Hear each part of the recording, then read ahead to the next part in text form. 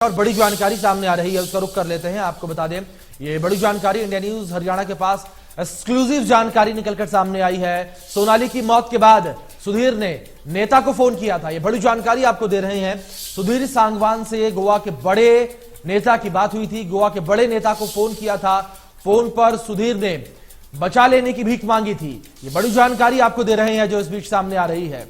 तो लगातार आपको बता दें कि इंडिया न्यूज हरियाणा पूरे मामले पर बना हुआ है। सोनाली हत्याकांड से जुड़ी जो तमाम अपडेट्स आ रही हैं आप तक पहुंचा रहा है। इस बीच ये बड़ी जानकारी जिस तरीके से निकलकर सामने आ रही है, सुधीर ने गोवा के बड़े नेता को फोन किया था। ये बड़ी जानकारी निकलकर सामने आ रही है और फोन करके सुधीर ने अपनी जान की भीख मांगी थी, बचा लेने की भीख मांगी थी। ये बड़ी जानकारी आपको दे रहे हैं जो इस बीच सामने आ रही है।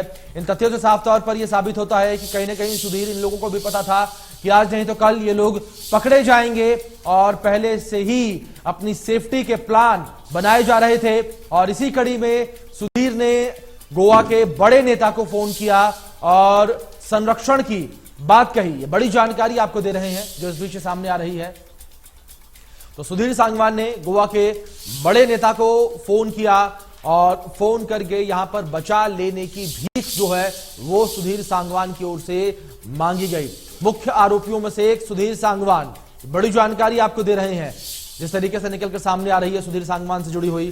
जिस तरीके से सुधीर सांगवान ने गोवा के बड़े नेता को फोन किया और बचा लेने की भीख यहां पर मांगी गई।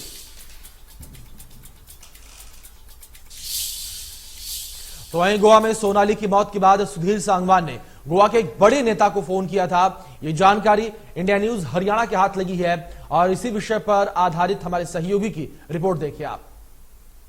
सोनाली फोगाट हत्याकांड में एक बहुत बड़ा खुलासा हुआ है जो इंडिया न्यूज के हाथ लगा है। जानकारी हमारे साथ यह हाथ लगी है कि जब सुधीर सांगवान को पुलिस ने गिरफ्तार किया था उस वक्त सुधीर सांगवान के पास फोन पहुंच गया। जी हां, सुनकर आप आश्चर्य होगा कि कोई भी आरोपी गिरफ्तार होता है उसके पास फोन कैसे पहुंच जाता है। जी बिल्कुल, उसके पास फोन पहुंचता है और उस फोन से वह गोवा के एक बहुत बड़े नेता, कह सकता हूं कि सीएम के बाद कोई बड़ा नेता है, हालांकि वो मंत्री नहीं है, उस बड़ा नेता के पास वह फोन करता है। फोन रात में करता है और फोन कर वह कहता है कि मुझे बचा लो, मेरी कोई गलती नहीं है। इस बात की झूठी गवाही कहते उनके सामने देता है, कहता है कि नहीं मेरी कोई गलती नहीं है। इतना ही नहीं बल्कि रोने लगता है और भीख मांगता है। एक उस नेता के पास भीख मांगता है, कहता है कि मुझे बचा लो। आप समझिए किस तरीके से उसके रसूख है। जो परिवार लगातार आरोप लगा रहा है कि इसमें कोई पॉलिटिकल षड्यंत्र हो सकता है, राजनीतिक षड्यंत्र हो सकता है, राजनीतिक आका हो सकता है, तो क्या